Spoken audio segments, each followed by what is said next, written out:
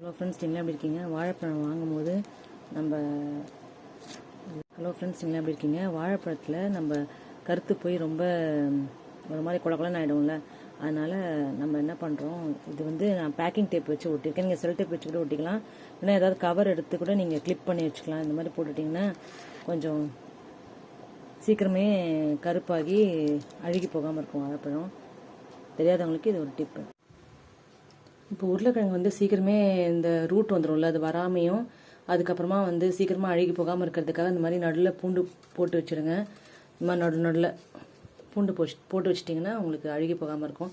வெங்காயம் தெரியும் உங்களுக்கு, வெங்காயம் அழுகாமல் இருக்கிறதுக்கு இந்த தோலை மேலே இருக்க தோலை நம்ம பிடிச்சிட்டோம்னாலே கொஞ்சம் அழுகிறது கொஞ்சம் சான்சஸ் கம்மியாக இருக்கும். தக்காளிக்கு நான் என்ன பண்ணியிருக்கேன், ஃப்ரிட்ஜுக்குள்ளே வச்சதை வந்து நான் அப்படியே வச்சுட்டேன். கொஞ்சம் காயாக இருக்கு இல்லையா, இந்த பழத்தை மட்டும் என்ன பண்ணிட்டேன், மேலே இருக்கிறத வந்து எண்ணெய் தடவி அப்சைட் டவுனாக அந்த மாதிரி வைக்கணும். வச்சிட்டிங்கன்னா உங்களுக்கு வந்து சீக்கிரமாக அழுகாமல் இருக்கும் தக்காளி. அதே மாதிரி பீட்ரூட் வந்து என்ன பண்ணுங்கள், மேலேயும் சரி பாட்டமும் சரி இந்த மாதிரி கட் பண்ணி வச்சுடுங்க. கட் பண்ணி வச்சிட்டிங்கன்னா சீக்கிரமாக அழுகி போகாமல் இருக்கும். இது உருளைக்கிழங்கு வந்து சீக்கிரமாக யூஸ் பண்ணுங்கிறதுக்காக இங்கே போட்டு வச்சுருக்கேன். இதில்